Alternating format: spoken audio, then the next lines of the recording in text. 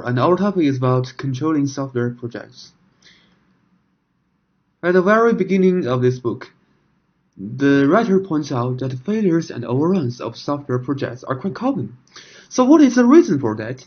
It lies in the fact that managers unknowingly lose control long before the acknowledgement of the final collapse of the project.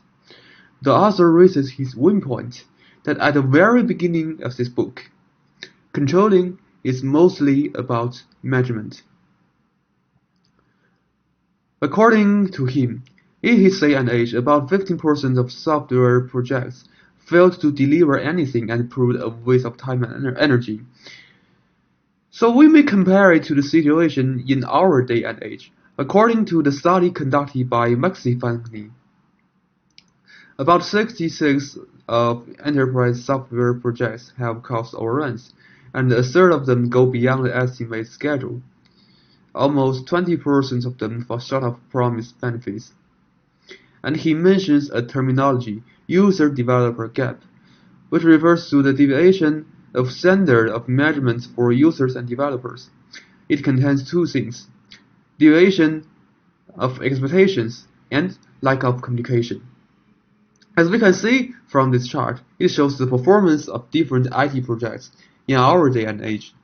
It shows the average cost overrun, schedule overrun, and benefits shortfall, which is obvious. So what's the key reason for project failure? And the professor thinks that key element is inflated and unreasonable expectations, but not poor design or terrible development and maintenance, or something else. So what's the meaning of control? As surprising as the answer may be, the author believes that to control is to reduce the surprises, and it involves two things: keep the performance stay at or above some reasonable and accepted standard, and make sure that original expectations are not allowed to exceed what is possible for a project performing at that standard. Then, the author points out that many software project managers miss the only chance to improve estimate skills by learning from the past. That is to say, measuring the result and comparing it back to the estimate. He emphasizes the importance of instituting a policy of careful management and record keeping during the project, which he calls the metric function. There are two corollaries. First, the extent of control is a function of the precision of measurement. Second, anything we do not measure at all is out of control. So here comes the goal of this book. The goal of this book is to help set up a metric function in a specific organization and make it work. The estimating dilemma. Expectations is as essential as performance. If the expectations are unrealistic, the projects are doomed to be failed. So we need to estimate. However, software engineers are terrible estimators, and here are the 5 reasons. The first is lack of estimating expertise. The reason for that is that most estimating we thought is not estimating at all. So the author gave us the 5 reasons, and I organized them into 3 big influences. The first is that the estimating was influenced by the last estimating, so it's not a new estimate. Second reason is that it is influenced by the sleep. Because of the fault we already made and we added to the estimating for the next period, it's not estimating. And the third reason is that it is influenced by the manager, the superior. We care about other people's thought rather than we manage them objectively. In estimating, your own bias are almost invisible to you. And the author did an experiment about asking the participants to estimate their time for counting the money in the lecture hall. However, the result is that we usually underestimate the time that we need, because when we are doing our own project and we estimated it, it's not gonna be totally objective. The author mentioned poor understanding of what estimate means in chapter 2. So people are still confused about what estimation is. In math, estimation means having a raw calculation of the value, number, quality, or other things. In statistics, use to observe the results from a sample drawn from the population in order to calculate the values of certain attributes of the population. Even though different subjects has different definition of estimation, but people have not yet reached a consensus decision on which probability assessment method to use to manage estimation. In the next part, poor handling of political problems. Because most questions about estimates are somehow related to politicals, a certain policy has led us to a long-term dilemma, and that policy is supposed to be used to create incentives. The authors mention two key points in the article, that is, motivation-free estimates, which means estimates whose entire purpose is to predict future costs and dates. And another one is estimate-free motivations. That means motivations that encourage developers maximize function delivered per dollar of net lifetime cost. On the right side is a book which written by Michael Lever and John Gray. It's also an example of the use of estimation in politicals. And the lack of useful input to the estimating process. The rest of the book will be devoted to presenting a scheme for identifying and using such metrics. The author mentioned in the text will argue for a set of metrics that measure the quantifiable scope, quality, complexity, and performance of the standard to fill this role. Next will be my teammates to continue their parts. Hello, this is Yichen Tong, and I, along with my colleague Yiqing Hu, we are in charge of the chapter 3. And now I'm going to talk about this chapter, about my current work.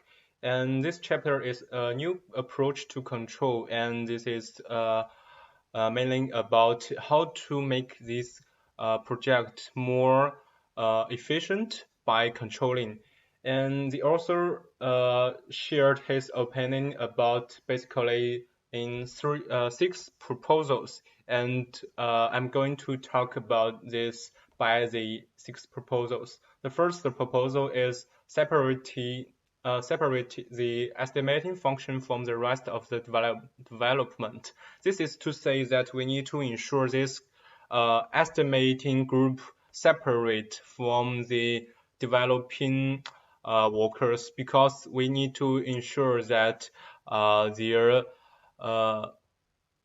justice, and they shouldn't be burdened with any responsibilities related to the development work, and also they shouldn't be subject to like performance appraisals, so that they should be just more reasonable and scientific. And the second part is create separate incentives for estimators.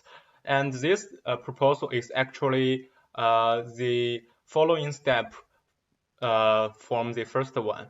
After we setting up a group, and we need to set incentives to these group members. This is a scientific and a sensible proposition. So we need to ensure that as this project progresses, the appraiser should iterate on the software project with maybe new assessments and maybe timely revisions. So that would be essential to this project. So this proposal is basically on this. And the third one is specialize the role of estimator. This is the first thing we'd like to talk about is that we need to form form a team which can learn from themselves, such as we have 3 members, and these 3 members A, B, C, they should timely report what they have done to each other, and they know what they are doing, and they can know better to their job. This is important to an estimate group, and after communication, they will know each other better, and they will work better. And after that, we should use scientific tools such as Microsoft Project. This is good if because we can had problems with a clear textual definition of what it is graphically shown by some charts or a network. This is to make our work clearer. And after that, we can make the estimator responsible for measurement. So if we let the estimator in charge of measurement, we can control what the know about this current project, and for the first decision that will step by step more clearer. And this is what I want to talk about this proposal, because after you set a goal for this project, you need to make a project proposal step by step. This is dynamic, so you need to make your chart like this. You can see a work package and degree of completion and actual expenditure and plan. Every time when you finish your current job, you should write the percentage of this work. And as a project manager, you should keep your chart up to date to ensure your work. And our work basically focus on the first to the fourth. So our next step is to make simplified and make more research on the fifth and the sixth. So this is what I want to address. Thank you. In the third chapter, the author has a new approach to control. The author attempts to present fresh means of control over software projects, political proposals as follow as 6. And then I will illustrate you. In the first subsection, the author points out we should separate the estimating function from the rest of the development. First, set up an estimating group and separating it entirely from the rest of the development. An estimating group is responsible for predictions not to work, because reasonable estimates require passionate judgment, which should avoid self-interested involvement. And assure estimating group cannot feel any pressure from anyone. For example, as a manager, you have to take steps to ensure that they are free to take no responsibility for the development and no influence from the developers. At the same time, the evaluation team staff will not be required to communicate too much with the staff responsible for the development of the software project.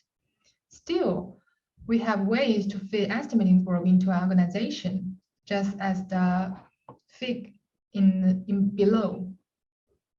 And then in second subsection, the author points out to create separate incentives for estimators.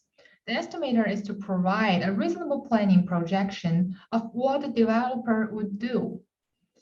And estimator's character is not provide targets for developers, not to state what they should do, but rather to provide a reasonable planning projection of what they will do. Then change in the right direction will improve the estimate quality. Any changes in evaluation towards great accuracy will play a key role in the quality and credibility of the estimate, and the sooner such changes are made, the better. Finally, quality of an estimate is only related to how quickly it converges to the actual result, which has no relationships with the reality. Without this, it is highly likely that evaluation results obtained will be very different from the true picture. In the third subsection, we need to specialize the role of estimator. First, form a team of estimators with full responsibility for all estimates of projects. Then estimators can communicate with each other better and easier. Moreover, they can get more practice as they get the value more frequently. And for better performance, the author suggests the minimum team size should be set at least 3. The author mentioned the 3 results of forming a team as follows. First, team members learn to estimate, something that they will never happen in traditional settings. And then, no subject judgment is necessary. The mean EQF will get better. And finally, team itself develops and refines all techniques. In the fourth subsection, we need to make the estimator responsible for measurement. Context and protocols of the phase decision and project status meeting should be fixed. And the project manager uses instruments such as list of finished deliverables and milestone trend analysis, as well as estimation of actual cost and cost trend analysis, which you could find the link below. The project manager should be able to account for the state of the development. The list of finished and unfinished work package must be kept on up to date, and there is an example template to illustrate it. In the 5th subsection, we insist that development method should be quantifiable. Metrics group must be allowed to impose the restriction on the project and make work specific and controllable by implementing 2 separate work modules. In the last subsection, we need to separate development from validation and verification. It's really similar to the first subsection.